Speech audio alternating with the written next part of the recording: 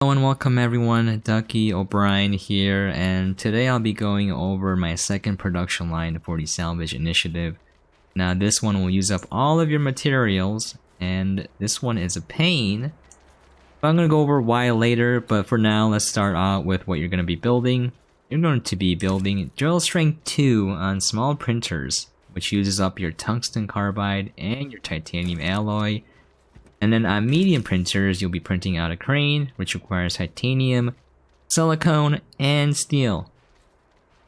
Now, you don't get titanium from the care packages, but what you're going to do is once you print out the drill strength 2, you're going to shred it.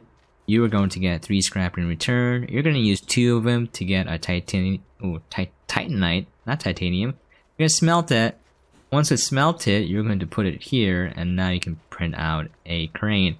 But let's go over why this works. For the extra request platforms, once you go over a certain amount of points, I'm only at 43,000. I'm trying to quadruple that. I've been slacking. I only got a couple of weeks before it ends. But yeah, you're supposed to earn a care package every 1,000 points.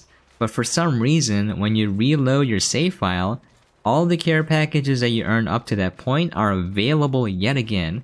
So let me show you guys what I mean by this.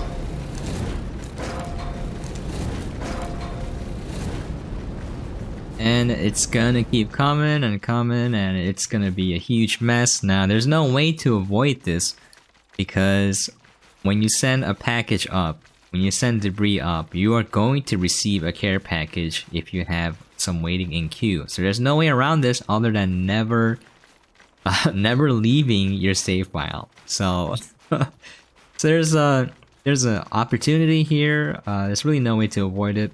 But basically what you do is you take the jump jets, you shred that right away for scrap. You can turn that into packagers, you can turn it into organics to make more dynamite. You will have to get sulfur. And as you can see, it just doesn't stop. So the further in you are, the more care packages you're gonna have to deal with. Now, let's take a brief look at how this works. I'm only going to print out a little bit because waiting for all that to come down is going to take forever. 4 request platforms aren't enough. I would highly recommend getting way more, because this is probably a step that takes a large amount of time in the production line.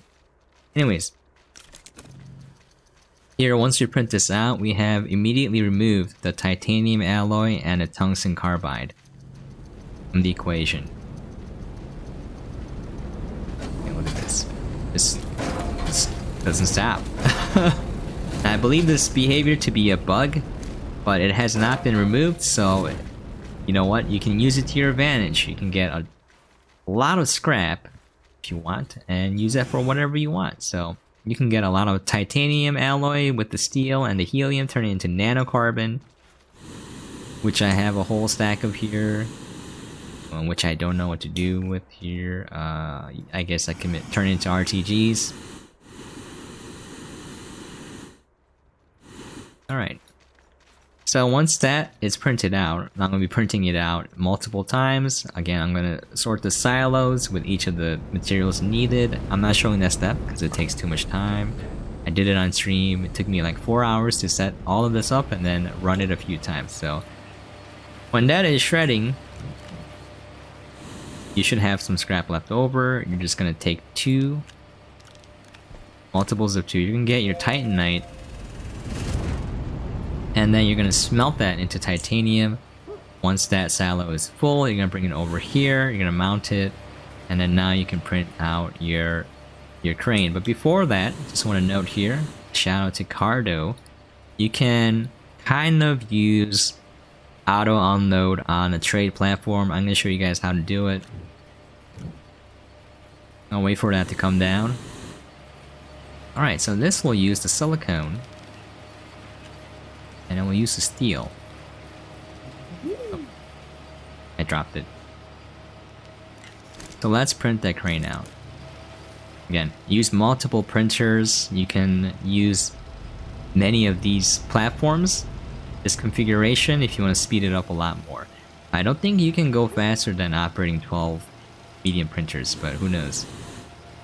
Alright, once this comes down, basically all you do is you just fill it up with scrap as much as you can, and then you send it up, and whatever resources left on there will be automatically removed and placed on the nearest connected storage unit. Now this will save you some time in micromanaging your resources, pulling them up individually, etc. But I haven't done the math to figure out if this time you save by not plucking out the resources individually is greater than the time you save by sending up a full stack of scrap every single time. So I don't know which is greater. I haven't done the math. I haven't done the research yet.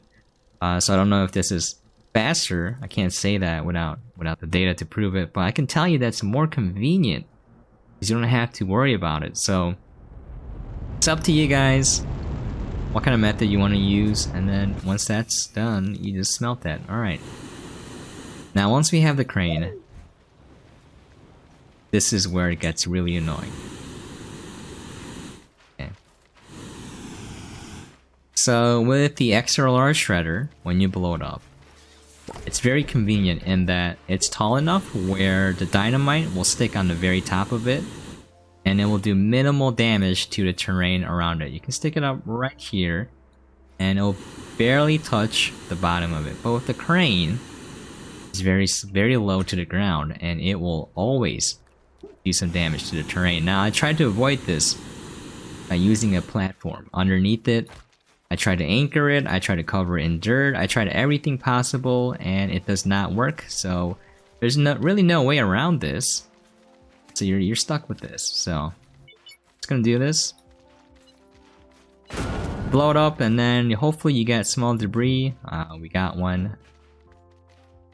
And then after a while, you're gonna have to refill this entire area because you don't want to you don't want it to go all the way down. So that's why this is pretty much a hassle. Not only that, it takes extra long compared to the extra large shredder production line because you're doing multiple steps. You have to print out the drill strength 2, then you have to shred that, then you have to get the scrap, then you have to turn that into Titanite, then you have to smelt that into titanium, then you have to bring that over, and then finally you get to print a crane. And then when you blow it up, you have to refill the dirt. Or I even went to the mountain near me and I used that, and that's very inconvenient. Took a lot of time and it was not worth the effort. So overall, all things considered, if compared to the extra large shredder farm, this takes twice as long at the very least. So you are doing twice the amount of work.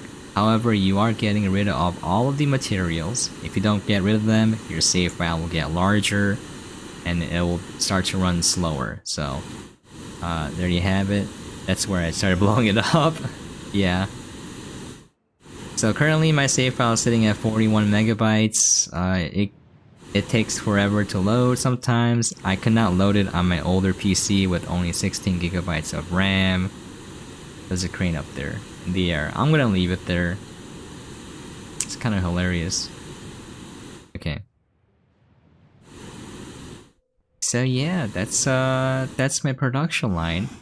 It does get rid of all of the resources. Again, you get silicone, titanium alloy, tungsten carbide, and steel. And to get rid of all of that, it's kind of difficult. I think this method is probably the least wasteful, I would say. But yeah, before I end here, I'm gonna go show the additions to my base because people keep watching my base video and they want to see how my base looks like now. I already made an update, but I guess that video isn't as popular, so I'm gonna go over it real quick. Most of the areas here are pretty much the same, and then I added this little area here. This is where I film my YouTube videos. I need a little stage, I need nice lighting. These are all misplaced cargoes I found on Novus. And I didn't go farm Asenia or comb through Novus to see if I left any. So I'm going to be using these to make another video related to Cyberpunk. And here are just regular cargo containers. Got a bunch more robots and cubes here packaged. I got my robot army here. And in the very back, I have my musical stage that I made for a music video. I think it turned out pretty neat. And this is my little area here where I was trying to get TrueFlat to work in this game file, which is very difficult because it's not creative, and when you can't modify the deform speed on your tool brush, it's very difficult. I would say it's gonna take forever. So I started doing it, and I'm like, I give up. I got pretty close, you know. It's not exactly TrueFlat, but you know, somewhat flatter than normal. The process is very difficult. But yeah, that's my horn collection here. I finally found the small one. Very cute. It's so cute. I'm gonna go look for the chess pieces next. I have not found the chess pieces. The jade? Lapis? I don't even remember. I'm getting old. But yeah, there you have it, folks. So brief rundown again. I have a production line that produces extra large shredders using the care packages, and that's pretty decent in terms of debris per minute ratio. This one uses up everything, however, it's at least twice as low. So that's where the downsides are. It takes more time, it takes more effort, more of a headache, a lot of things to consider. There's it's more overhead. You know, you gotta fill up the dirt on the area that you're exploding, or you gotta carry them over to a mountain and blow them up, or in an area that you don't really care about. And it's just an incredible hassle and a headache, but at least it gets rid of everything. So we got the extra large shredder farm, and then we have the drill string 2 and the crane farm. I'm just giving you guys ideas on what to do in terms of production lines, things you can possibly do to get rid of these resources. If you want to, you can scrap the cranes, by the way. It's a little bit wasteful. You can scrap them and get rid of all the resources, and you're converting it into scrap. So it's up to you guys what you want to do. I'm just showing you guys a possibility, and hopefully get your ideas flowing on possible new production lines. Anyways, if you guys come up with a production line that you like that's different than this, please feel free to let me know in the comments below, because I love seeing stuff like this. I love experimenting with it, tinkering with it, running the numbers, seeing what's the most efficient in terms of materials, time, and convenience. But yeah, that's stuff that most people aren't interested in, but I am really interested in that. Anyways, that's gonna be it for today. Thank you so much for dropping by and watching. I really do appreciate it. And recently I've hit 400 subscribers. Now, I didn't make a celebration video for 200 or 300. Those are coming. I don't know what to do, but I'll make a video.